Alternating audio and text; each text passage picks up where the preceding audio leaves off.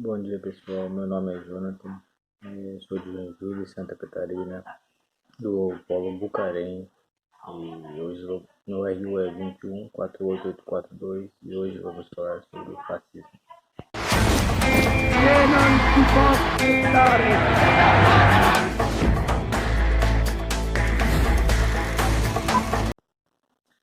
O fascismo é uma ideologia política que foi criado na Itália depois do fim da Primeira Guerra Mundial, de uma pessoa que talvez você já tenha escutado o nome dela, que foi Benito Mussolini.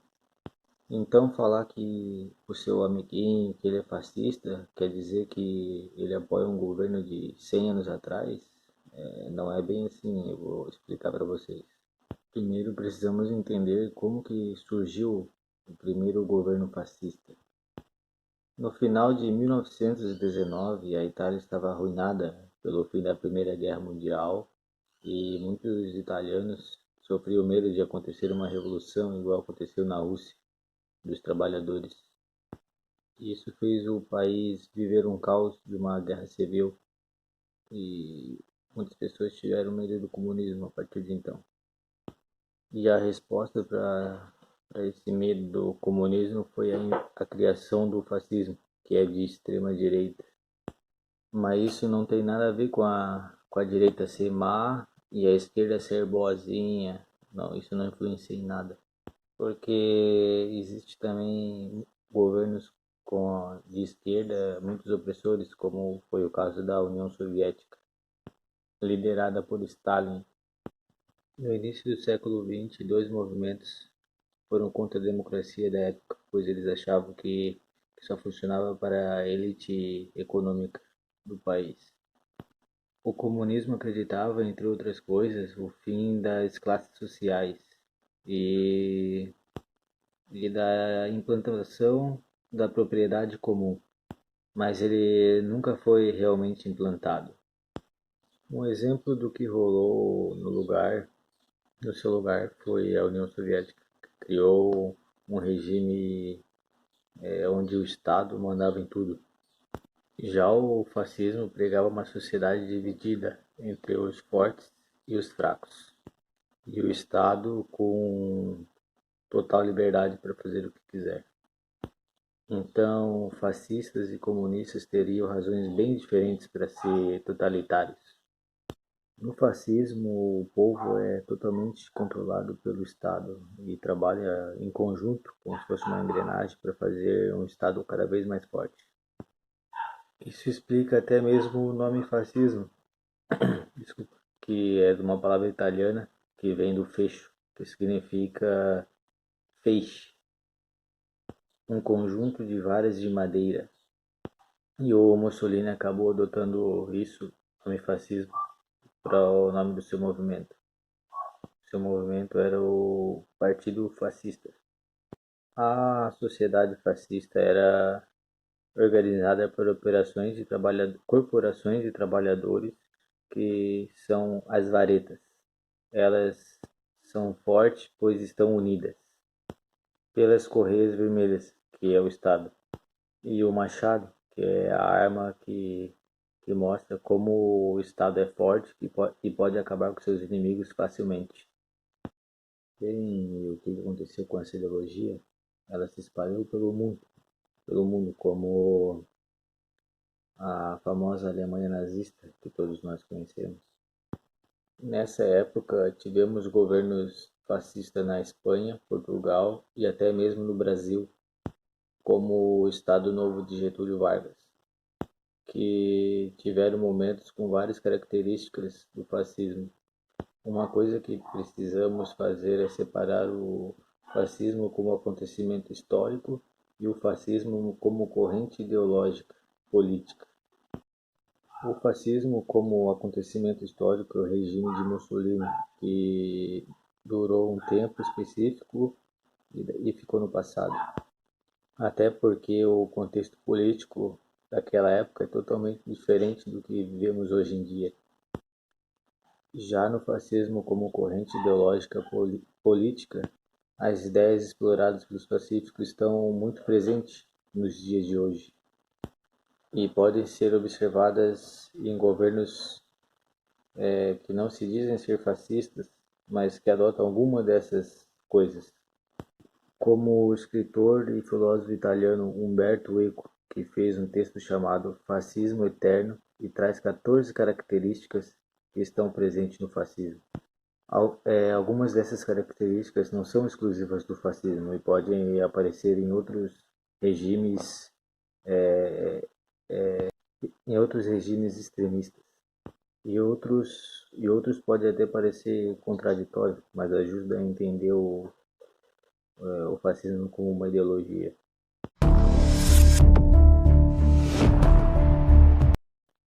Os fascistas são obcecados pela ideologia de que verdades universais foram reveladas pelos povos da Antiguidade e da Idade Média, e que eles são os únicos que entendem essas verdades.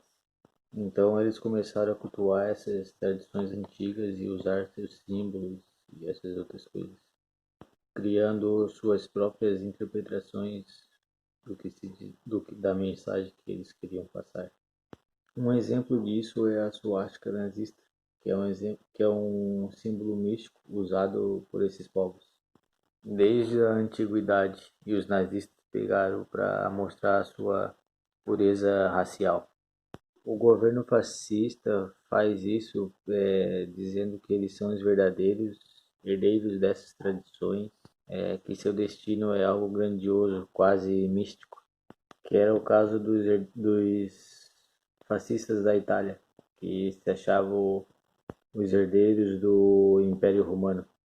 Aveva Cesare, Virgilio ed Augusto! Como os fascistas veneram cultos do passado, obviamente eles abominam esses pensamentos modernos. Lembra do Iluminismo, que foi um movimento muito forte do século XVIII, que defendia coisas como liberdade, tolerância religiosa e pensamento científico? Para o fascista daquele momento, foi essas coisas que transformou o mundo num lugar depravado. Eles têm orgulho de serem reacionários, ou seja, ultraconservadores, que são contra qualquer tipo de mudança social. Um exemplo é a Espanha fascista do general Franco, que qualquer tipo de religião era perseguida, menos a católica, que foi a religião oficial do Estado. Da mesma forma que os fascistas não são muito fãs de ideias científicas e também são contra qualquer pensamento aprofundado da reflexão, o negócio deles é sempre agir rápido e sempre com violência. Hitler era um cara que agia dessa maneira. A maioria das decisões fascistas são tomadas por impulso do momento e não são estudadas para ver se é bom ou ruim fazer tal coisa. Pois eles acham que gastar tempo planejando algo é perca de tempo e fraqueza. To burn books is simply a fundamental repression of ideas. First thing every totalitarian regime does is confiscation of history and confiscation of culture. Quem se atreve a pensar por conta própria ou questionar o governo é visto como inimigo do regime. E isso a gente vê em qualquer governo autoritário, seja ele fascista ou socialismo, como rolou muitas vezes na União Soviética. As pessoas que se opunham ao governo eram perseguidas e mortas. Para o fascismo, isso é até uma coisa ideológica, porque eles precisam da união total do povo para que o regime exista. Como o negócio do feixe, do machado romano escolhido por Mussolini. Para eles, quem pensa diferente rompe a unidade e é mais que inimigo, é traidor e deve ser eliminado com crueldade para que sirva de exemplo para outros, que outros não façam a mesma coisa que aquela pessoinha fez. Não é à toa que o lema do fascismo italiano era crer, obedecer e combater. In queste tre parole tu è e sarà il segreto di ogni vittoria. Uma das coisas que o fascismo usa para mobilizar o povo é o medo do diferente. E o que seria o diferente? Qualquer coisa que ameace a suposta pureza cultural daquela região, daquele povo, e que é visto como grande culpado da nação fascista não ter triunfado até aquele momento. Para o fascismo, para o fascista, aquilo que é diferente deve ser sempre derrotado e até mesmo completamente eliminado. O nazismo incorporou na sua doutrina a segregação racial e defendia o extermínio total dos judeus. Já o fascismo espanhol, do governo Franco, como eu disse, eles detestavam outras etnias dentro da própria Espanha, como os bascos e o pessoal da Catalunha.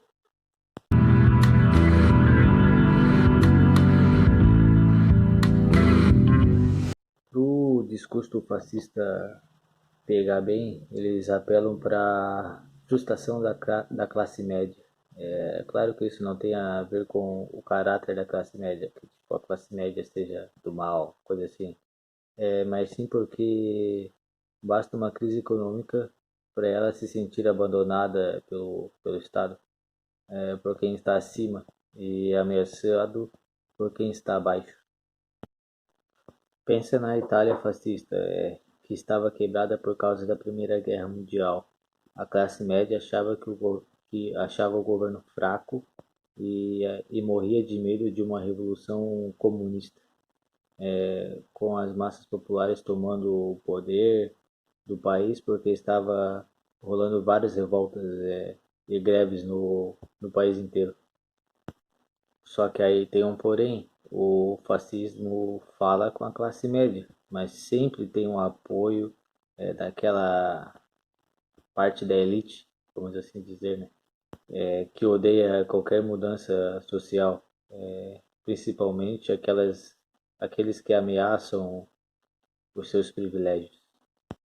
Hitler e Getúlio, por exemplo, quando eles estavam no poder, eles deram o máximo de benefícios que eles conseguiram para fazendeiros, empresários e, claro, os banqueiros, né? Os ditadores fascistas prometiam o paraíso para a classe média, mas quem, quem aproveitava o paraíso era a elite, né? Isso é a espinha dorsal do fascismo, que é o nacionalismo, que é muito diferente do patriotismo. Um discurso patriota diz que você deve amar e respeitar o seu país, mesmo que ele tenha problemas. Já o nacionalismo ele vai além e já coloca o pé no fanatismo, vendendo a ideia de que a sua nação, o seu país no caso, é melhor que todos os outros.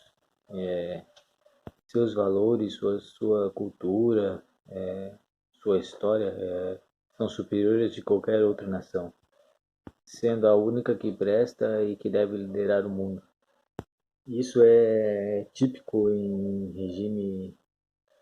regime fascista, incluindo o governo de Getúlio Vargas.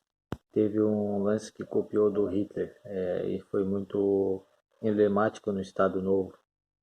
As bandeiras de todos os estados brasileiros foram queimadas para mostrar que não existia nenhum tipo de regionalismo aqui no país. Ou seja, a identidade de todos do Brasil precisava ser brasileiro, gostando ou não. Os governos fascistas, eles gastam muito dinheiro com propaganda para transmitir mensagens, que eles martelam o tempo todo na população, que a população precisa sentir e fazer parte daquela nação. Eles fazem quase que uma lavagem cerebral nas pessoas.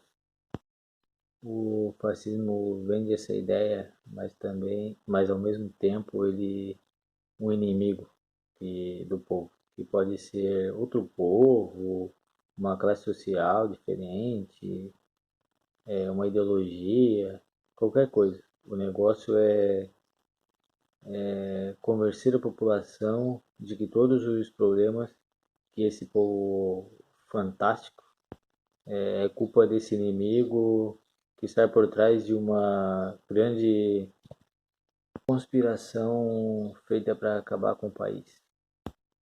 Um exemplo disso hoje em dia é a Coreia do Norte. Ela se vê comunista, mas usa características do fascismo. Quando fala que a função da Coreia do Sul e do capitalismo é simplesmente destruir a Coreia do Norte. O inimigo que o fascismo cria é estranho, pois uma hora eles dizem que o inimigo é forte, que tem bastante recurso e tal, e outra hora ele diz que o, que o inimigo é desprezível e meramente fraco, uma coisa muito louca. Esse discurso ambíguo e carregado sempre de ódio certeiro, sabe por quê? Ele faz a população se sentir ameaçada e ao mesmo tempo dá a certeza que eles podem destruir, derrotar, superar esse inimigo do povo, no caso. É só pegar o discurso do Hitler e do Mussolini sobre a ameaça comunismo da União Soviética. Der Kampf gegen den Marxismus wurde damals zum ersten Mal zu einem Kampfziel erhoben. Pessoal, o fascismo não luta pela vida, ele vive para lutar. Sem a necessidade de luta contra algo ou alguém, seja sem um grande inimigo, o fascismo não existe. Para eles a vida é uma guerra permanente.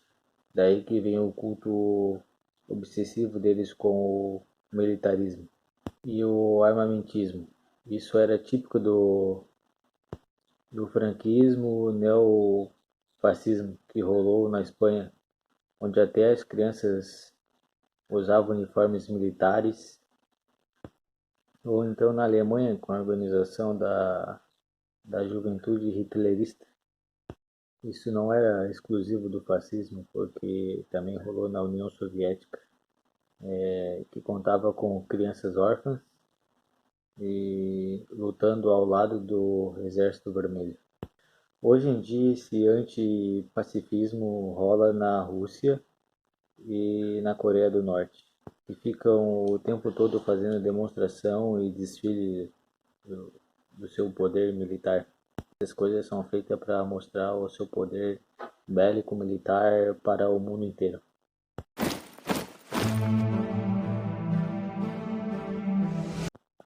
O fascismo tem aquele discurso que todos os cidadãos daquele país são privilegiados porque pertencem ao melhor povo do mundo.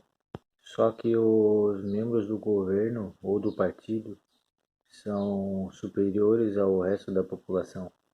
Isso se mede por força, instinto, violência e, claro, lealdade cega ao regime fascista. Isso faz com que toda a hierarquia política feche os olhos para eventuais crimes que são cometidos pelo governo. Na Alemanha nazista, quem subia nos cargos políticos eram aqueles mais fanáticos pelo regime que os outros. Isso acontece lá na China nos dias de hoje. Mesmo com o país baseado no comunismo, o cara mais fiel ao partido comunista sobe mais rápido na hierarquia de poder. Na sociedade fascista, todos são educados para se tornar um herói na luta, para derrotar os inimigos do povo. E a melhor maneira de mostrar isso é morrendo na guerra. Mas isso não pode ser confundido com patriotismo. É uma coisa muito mais fanática, em que o fascista mostra que o regime vale mais que a sua própria vida. Os fascistas são obcecados com a ideia de morte, tanto que o seu grito de guerra dos falangistas, que eram os fascistas espanhóis, era "Viva a morte". O fascista é 100% machista e se orgulha disso. O grande orgulho do fascismo é o homem de bem, trabalhador e pai de família. Enquanto o papel das mulheres é apenas gerar novos cidadãos para o regime, tendo cada vez mais filhos.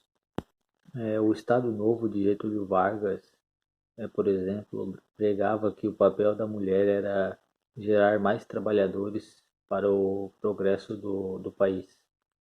O fascismo é contrário em qualquer tipo de orientação sexual que não seja heterossexual, porque isso ameaça os bons costumes, bons valores. Approximately 100,000 men were arrested as homosexuals. An estimated 10 to 15,000 of these men were deported to concentration camps, and an estimated 60% were killed. Se o nacionalismo é a espinha dorsal do fascismo, aqui a gente tem o cérebro do fascismo.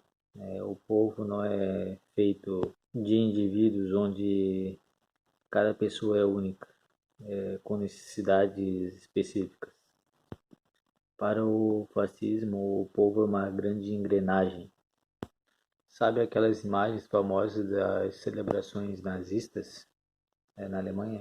Quando você tinha aquela multidão de soldados, um do lado do outro, na mesma altura, parecendo clone.